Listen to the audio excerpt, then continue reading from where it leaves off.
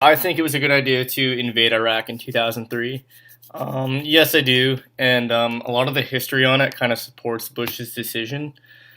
So what kind of was happening was in October of 2001, the U.S. had just invaded Afghanistan and started the war on terrorism. And then 1 year later, Congress and the Senate passed a law that authorized us to use, armed forces in Iraq. So there was like a little issue going on there with using UN Security Council authorization and all that. But we didn't need that because Congress had passed that, and that gave us the right to kind of go to war in Iraq as well.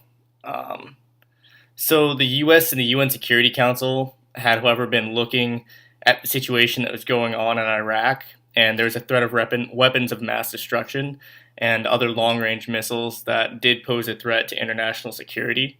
So it was important to look at that. And Iraq was actually being warned about this, and they were technically violating a treaty. So eventually, what happened was, a UN's weapon inspector went over, and he told the UN that Iraq had not fully accounted for all of the weapons and their stocks, and they had chemical and biological weapons in there. So I think what was going on is, Bush saw this as a threat to international peace and also to his country.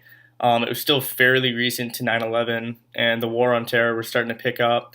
It was still in its infancy, but simply hearing the words WMD could definitely pose, a serious threat and cause a situation.